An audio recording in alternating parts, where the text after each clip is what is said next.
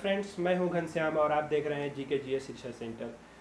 आइए जानते हैं कफाला कानून क्या है, जिसे सऊदी अरब ने हाल ही में समाप्त किया है और उस कानून का भारत पे क्या असर पड़ने वाला है। जी हाँ दोस्तों, कफाला कानून यानी स्पॉन्सरशिप। अगर आसान शब्द में समझ लीजिए कि अगर आपको सऊदी या किसी खाड़ी देश में काम करने जाना है, खाड़ी देश यानी जो वह वो देश जो फारस की खाड़ी के आसपास स्थित है, जैसे 8 देश है उसमें Saudi, UAE, Qatar, Oman, Kuwait और बहरीन। तो आगे बढ़ते हैं कि ये कफाला कानून है क्या। चलिए, अगर आप मान लीजिए कि सऊदी किसी कंपनी में आपका जॉब लगा, तो उस कंपनी ने वो कंपनी आपको वीज़ा के लिए स्पॉन्सर करेगी।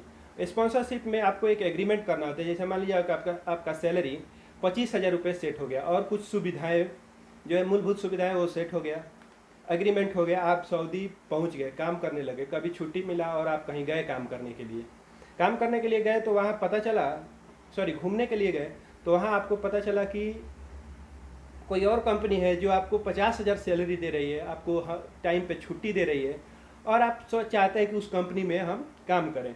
तो कफाला कानून के तहत आपको फिर अपने कंपनी में रिजाइन करना पड़ेगा और रिजाइन करने के बाद उस कंपनी में वापस स्पॉन्सरशिप वो आपको कंपनी करेगी, फिर आप जाकर उस कंपनी में काम कर सकते हैं। अगर आपने बिना ये प्रोसीजर फॉलो किए अगर आप कंपनी बदल लिए तो आपके ऊपर कफाला कानून लग जाएगा और आप जेल चले जाएंगे। फिर आपको उस देश में रिस्ट्रिक्शन लग जाएंगे कि आप कभी उस देश में काम करने नहीं जा सकते हैं। ये कानून एक ऐसा कानून है जो कामगारों का शोषण करता है। अगर कंपनी चाहे कि आपको अगर घर जाना है, इमरजेंसी है छुट्टी में, तो कंपनी चाहे तो आपको जाने नहीं दे सकती है। तो चलिए, इस कानून में क्या सुधार किया गया है वो मैं आपको बताता हूँ।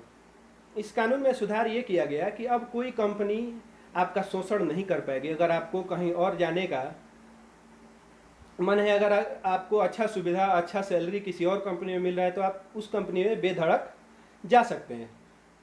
ये कानून में सुधार क्यों लाया गया? कोरोना काल में सऊदी के जो शासक है उसको ये एहसास हुआ कि अगर हम आने वाले टाइम पे पेट्रोलियम पे अगर निर्भर रहेंगे तो हमारी अर्थव्यवस्था पूरी तरह से चौपट हो जाएगी, यानी बर्बाद हो जाएगी, जिसका कुछ ट्रेलर अभी देखने को मिला है। तो चलिए आगे बढ़ते हैं कि इस पे भारतीयों का क्या असर पड़ेगा। एक डाटा आपको बताता हूँ कि 2014 में सऊदी में लगभग 8 लाख लोग काम करने गए थे। वही 2018 और 19 में ये घटकर 3.5 लाख के आसपास रह गया।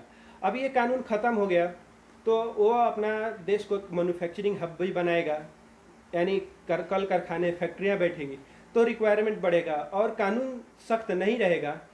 थोड़ा कम कानून थोड़ा कम रहेगा तो आप वहाँ आसानी से जा सकते हैं।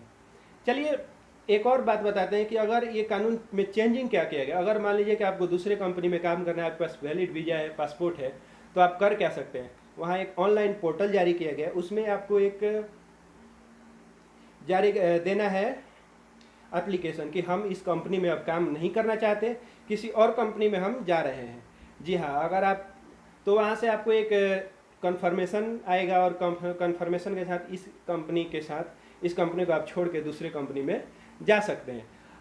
अब चलिए, भारत को क्या फ़ायदा होता है। भारत से सर्वाधिक मजदूर, labour, manager, each and everything जो भी वहाँ पे रिक्वायरमेंट है, सबसे ज़्यादा लोग अरब के देशों में भारतीय ही जाते हैं। इसलिए इस कानून से भारत को बहुत ज़्यादा फ़ायदा होने वाला है।